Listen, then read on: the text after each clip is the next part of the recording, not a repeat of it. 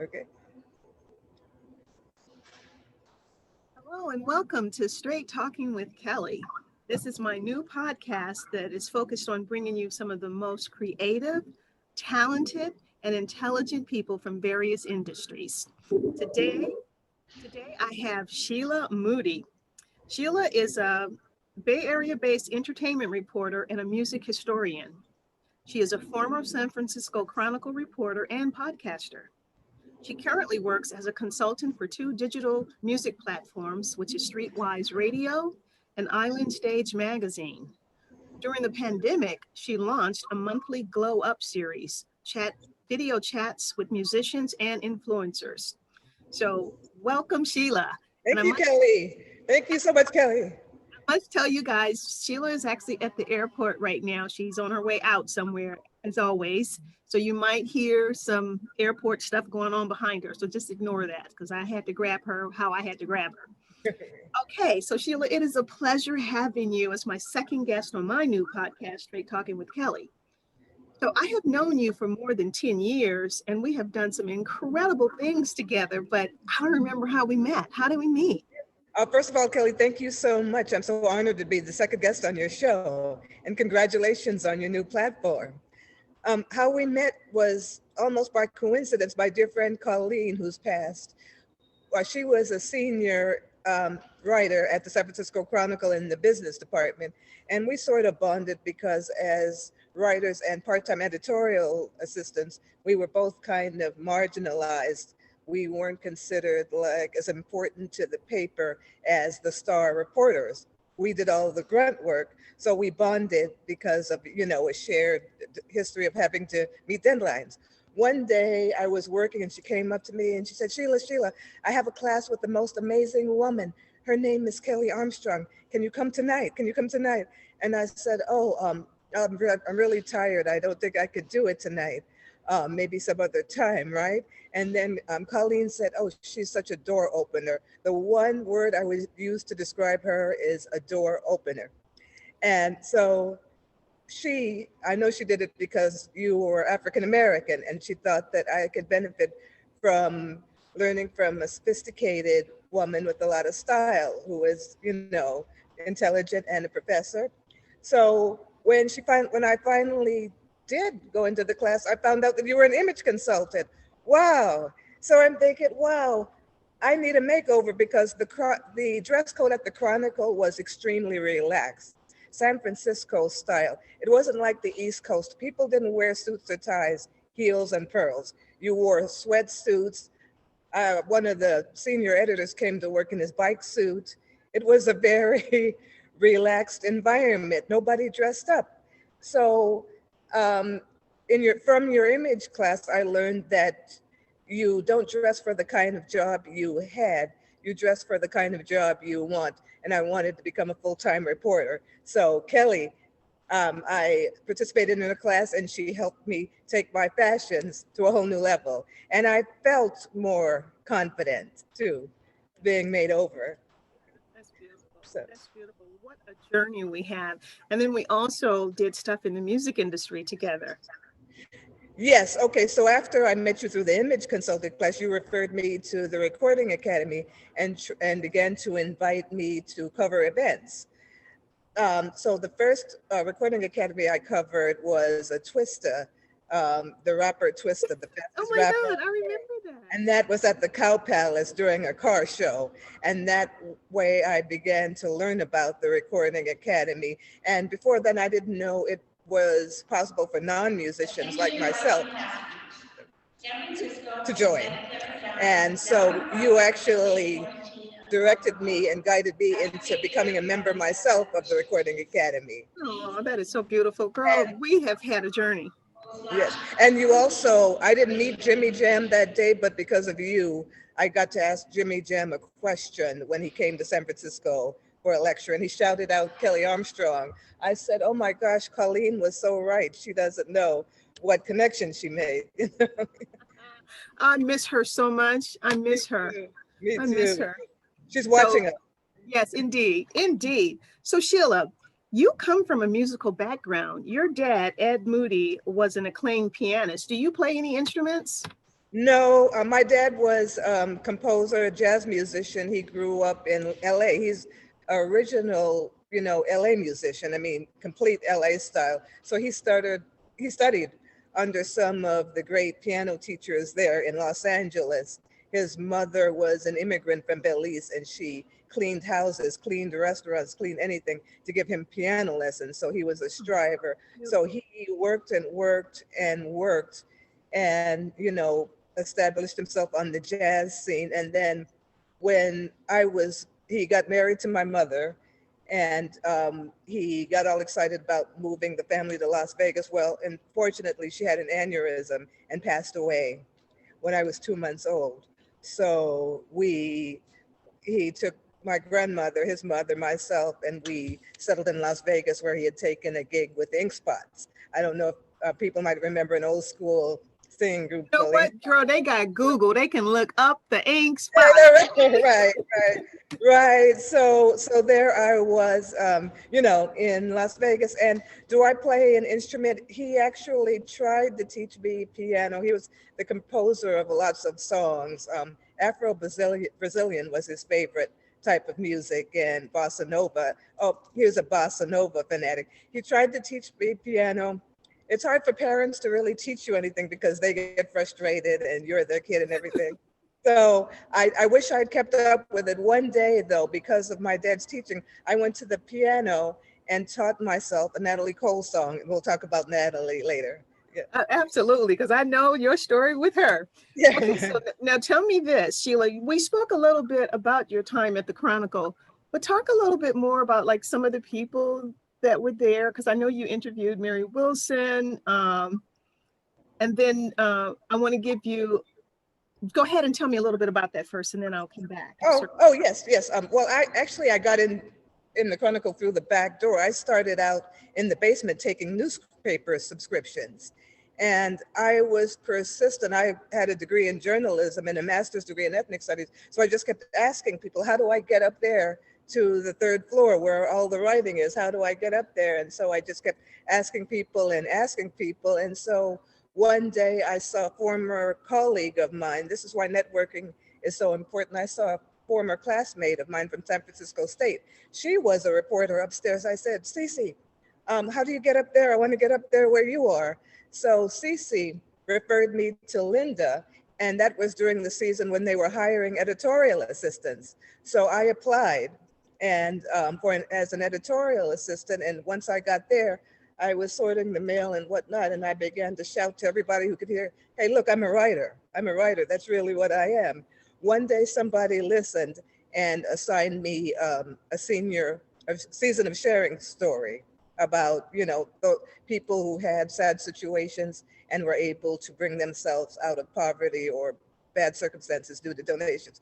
So some of the great people I met there were, you're right, Mary Wilson. We got Mary Wilson to come down for a live interview. That was when we just started moving into the digital age, and Marcus Chan and Benny Evangelista had pitched to the editor this idea about podcasting, which was brand new at the time. And I was chosen because of my love of music. I was always pitching music stories, and they said, hey, we want to recruit you for Chronicle Radio. So I also did the entertainment listings for Datebook, and I would see all the events that were going on.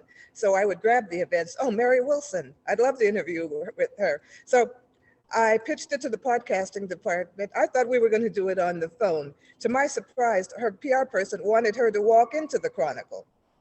And, and I said, well, the editor, David Wiegand, and we had sort of a love-hate relationship. He's one of the people I respect most in the world now. He was very stern, and he rarely accepted anything that I pitched. So I said, well, wait until, if I bring Mary Wilson in here, he's going to really be impressed, and he's going to ask me to be a regular writer, right? So when she came in, I brought Mary Wilson in, past his office, and introduced him to Mary Wilson. Still didn't, but he met Mary Wilson, but he didn't make me a staff writer, but it was worth a shot. Right.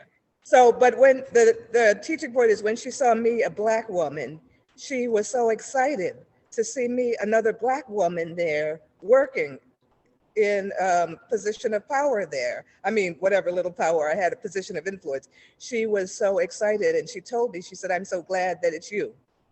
She told me she liked my outfit, even though it wasn't anything special.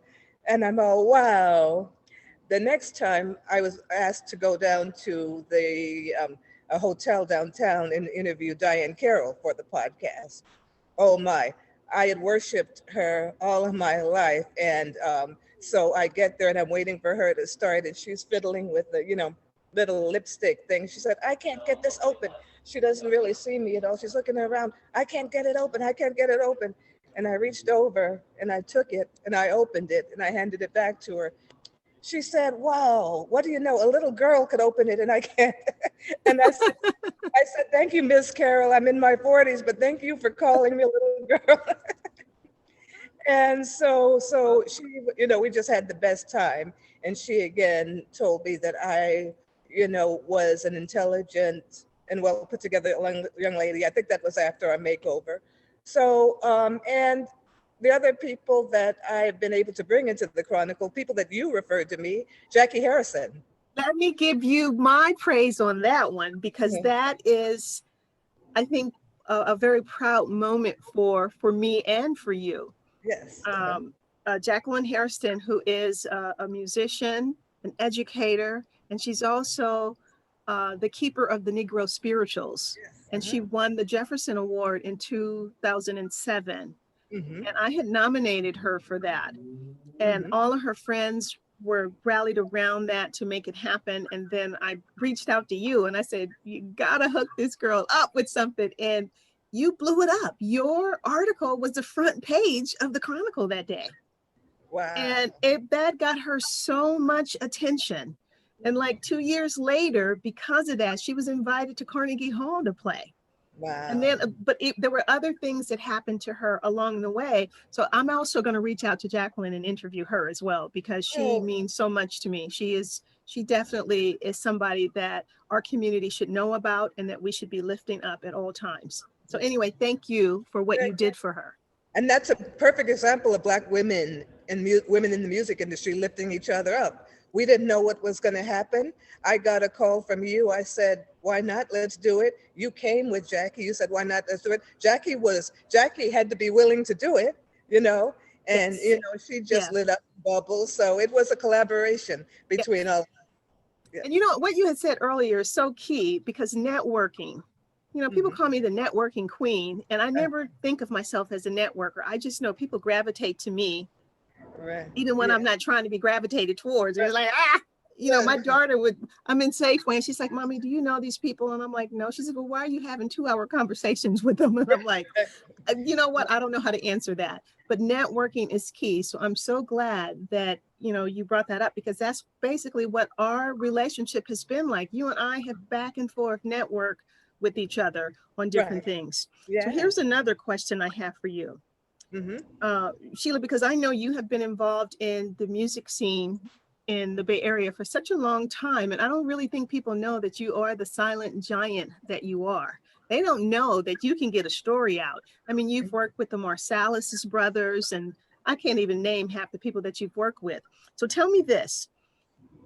Who are some of the best R&B artists that have come out of the Bay Area? And then I want you to tell me a little bit about your involvement in Island Stage Magazine, and then your Streetwise Radio. Okay. Well, this weekend we just saw one of the greatest examples of an R&B star to come out of the Bay Area, Keisha Cole, and she and Ashanti got the most views on Versus on Instagram with their Versus battle. So Keisha Cole is from Oakland, of course. There's Keisha, there's Larry Baptiste, who Kelly and I work with, Sheila E. In Vogue, Tony, Narada Michael Walden, just so many people. What about our girl Sakai? Come on now. Yes, that's right, Sakai. I was saving her for the ice cream. Okay, my bad. We still can have her for the ice cream. Right, okay. She and Nikita just did a beautiful single called "Is That Enough?" And part of the proceeds are going to go towards COVID relief. Sakai and Nikita are members of Train, and during their time off tour, they decided to make a record. And so there's a Kai. Who did I leave out? Did I leave out anyone? Oh, her. Her. Oh, okay. Oh, I'm doing a Zoom interview. I'll put it on soon, sir. Thank you. Okay. Okay. Okay. Okay. Okay. Thank you. Okay. Oh, you gotta Yes. put your mask on. Yes. Okay. That's okay. Put your mask on, girl. Do that COVID thing. Yeah. You're out in public, so I feel them. And good Okay. for them for even coming to tell you to do that. Right. Thank you. Okay. Thank you. How are you? I'm in a Zoom interview, but I'll talk to you later. I'm in a Zoom interview. I'll talk to you later. Okay. Thank you. Thank you. Thank you. Bye-bye. Oh, Jesse. Hi. Oh, that's right. Oh, hi. He was kidding. That's my friend. You know what? He's a musician. Hi. Tell him to stick his head through. Okay. Come. Hi. Say hi. Who's that? Say hi. We're on a live Zoom interview. This is Jesse B. Hello. Okay. Can you see him? Yeah, I could see. He is one of the he is Hi, one of the baddest African drummers out Okay. there. I've done some PR for him too. He Okay. had his mask on and I didn't recognize him. Yeah. You know what? So tell us about your island record, because I know you have a passion for reggae music, and you have definitely represented a lot of reggae artists. What, one moment, Jesse. Okay, I'll get back to you. 415 312 8689. Yes. Okay. Everybody has your phone number. We all have it now. That's okay. That's my business. Okay. So okay. So repeat that again, Kelly. I'm sorry. Okay, so you was telling us about the Bay Area artists, and you were you talked about Nikita and Sakai, and so now I want you to talk about the Island Records, and then your Island Magazine, Island Records, Island Magazine, and then the Streetwise Radio. Island Stage Magazine is a digital forum. I'm going to drop the link so people could visit islandstagemagazine.com. It was started by a woman who's very dedicated to reggae music, and she's based in Denver. She started in memory of her son who passed away. His name was Terrence. She started a digital magazine, and it started to blow up, starting with the Marleys and Chronics and all the hottest reggae stars. We feature all of those. And we also, in collaboration with Susan, we put together specialized digital magazines. So it's a whole digital EPK, electronic press kit. And you could also go on the site and pay for the option to have it printed out as a little souvenir book. We also do videos through Island Stage. So it's a digital reggae magazine, and you can hear all of the music by the top reggae artists on the site. Streetwise Radio is based in Gilroy. It's owned by Michael and Carol Ely. They're African-American entrepreneurs, techies.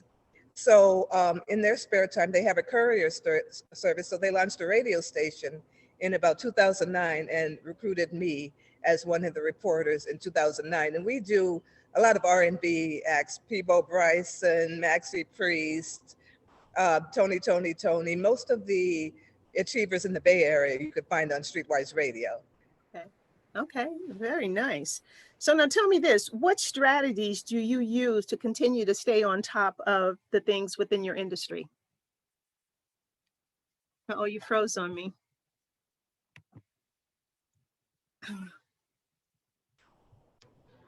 Hello? Did you hear me? You froze on me. Oh, sorry. Okay, now I can hear. So tell me this, I said, what strategies do you use to continue to stay on top of the things within your industry? Well, now everything is, I get a lot of information from Instagram and Facebook and YouTube. So I scroll to YouTube and I'll see that somebody is having a record release party or a live streaming concert, and I'll log on and get all the information. Or networking. I'll call after the COVID crisis. Oh, sorry. I reached out to all of the musicians I know, and I said, I know you're not touring. It's hard for musicians. How can I help? So like Sakai and Ben Hunter and people like Jesse, who you just met, I started to personally reach out to everyone and ask how I could help. So to stay current, I found out what they were doing and how they were coping in the pandemic. So even though there's a pandemic, I am still able to contact people either through phone or video chats or social media and reach out to people. Staying current, I like YouTube. That I've discovered a lot of people I never heard of before and a lot of trends. especially on YouTube, which is a good free platform. Okay, very nice. So name 3 people that have inspired you. And just 3, because I know you probably got a lot, but 3. Okay. First of all, I should say you, Kelly, because if it wasn't for you, I'd have no personal style. I'd just be, lumbering around just in my head about my stories and in a cloth sack and boots, a cloth sack and boots. Okay. And my dad was very inspiring because he told me he didn't put any limits on my achievements. He raised me to believe that I could do anything and not to let anybody intimidate me. And he especially didn't want me to be limited by racism. He said, forget that. You're better than that. You're bigger than that. You could achieve. And another person that I didn't even know that well, Natalie Cole. We came across paths. We met about 3 times, but she influenced me a whole lot. Let me tell you why. We're both Aquarians, right? My birthday is the 1st, her birthday is the 6th. We're both Aquarians. We're both Black women. When I was doing my research, I found that we even like some of the same foods. Get this, Kelly. I read about her struggle with hepatitis C, which was something that was affecting our generation, right? I said, oh, wow, that's a scary disease. I hope she recovers. I got diagnosed with the same thing. I'm cured now. We both were cured. Right. Mm-hmm. So I'm thinking, wow, why is my life mirroring hers in some ways, except the superstardom? So yes, the 3 people: Kelly Armstrong, Edward Moody, Natalie Cole. Okay, there we go. Thank you. I appreciate being on that list. So now, Shelah. I could say that I was, thank God I was cured of Hep C, and I was inspired by Natalie Cole to find the cure. Thanks. Okay, and I remember when you went through all of that. So Shelah, tell me this, looking back on your life thus far, what would your 9-year-old little girl say about the woman you've become today? It's okay. And don't listen to them. Don't listen to them, because they were the young people call them haters now, but along the way, there's a lot of naysayers. I was on the bus, and I was a teenager, was on the bus, on my way to a little temp job, and an older Black man sat next to me, and he asked me what I wanted to be when I grew up, and I said, a reporter. He said, you can't be no reporter here. And I'm like, Oh, wow. So I would say, don't listen. And then people would say, you'll never get that guy you want. You'll never do this. You'll never do that. So don't listen to them, and take your 9-year-old self and just do it anyway. And don't listen to them. Just keep going. There you go. Okay, Shelah, there's so much more we could talk about that we didn't cover. So I need to definitely have you back. So at another point, we'll come back and talk about other things. So before we close out, what advice would you give to anyone that wanted to get involved in the music industry? And then how can people get in touch with you? Yes, we talked about it earlier, networking. Just talk to people who know people like you, especially if you're taking classes. Ask your professor. If they have any connections, ask the people at your church. The music industry it's only based on connections. So a lot of the jobs, a lot of the assignments I have, I didn't find on Indeed or LinkedIn. I got from talking to people. The job I got at the Chronicle was through knowing a colleague at San Francisco State, which I graduated from. So it's best to present yourself, have a positive attitude, and just reach out to people and network. And we can't emphasize that enough. And be nice to people, be kind to people, because you never know how people are going to be in a position to help you. So it's crucial. Like sometimes when I go to these events and I'll try to introduce myself to people and they'll have sort of an attitude, like, I don't want to talk to you. So I'll just be polite and say, okay, fine, and move on. I can't curse them out, because you never know who that person is, for one thing.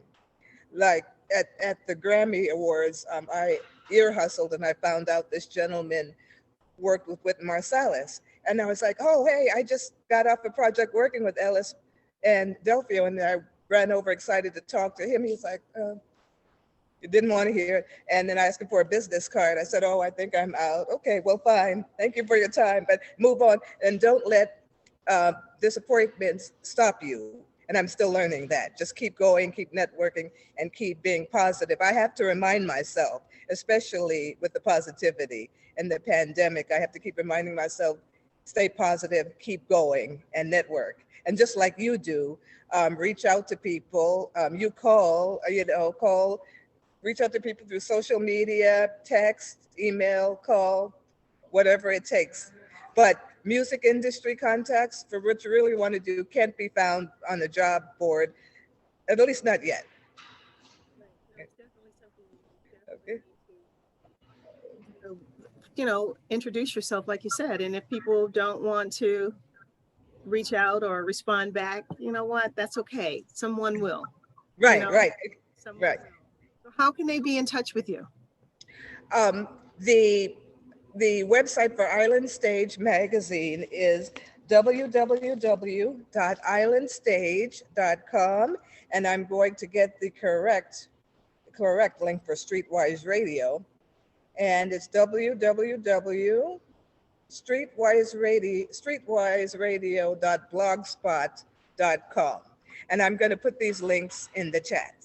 Okay, and then they'll also be included on the podcast when we release the podcast. So thank you for that. Yes. Shelah, it has been such a pleasure wrapping up, learning a little bit more about you, some things I didn't know. So that was great. And just kind of reminiscing with some of the people that have been in our life, like Jacqueline Hairston and Sakai and our beloved Colleen Benson. So Larry Batiste, Twista, yeah. And thank you so much for having me on the show. I'm really honored. Anytime I could. You have interviewed so many people. I'm like, you know what? It's time to put her in the hot seat. Let people hear about her and all the wonderful things that she does. And then I can guarantee you now, people are going to start looking at you a little bit differently, and they're going to want to be interviewed by you if they had any sense. Oh, thank you. I hope so. All I can do is give thanks. All I can do is stay humble and give thanks. Keep Absolutely. Going. Thank you. And much luck. And I hope you win an award for your show. Your show is amazing. I love your background too. Oh, thank you. This is in my living room. Yeah. And next time, can we do a whole show on Michael Jackson? Because I know you're probably. That's what I'm saying. We got to come back. We didn't even get to talk about the Michael Jackson birthday party you threw. Right. So with that, we have something to come back with. People, thank you so much for listening and joining me on Straight Talking with Kelly with my special guest, Shelah Moody. Thank you, Shelah. Stay inspired, everybody. Bye-bye. Bye.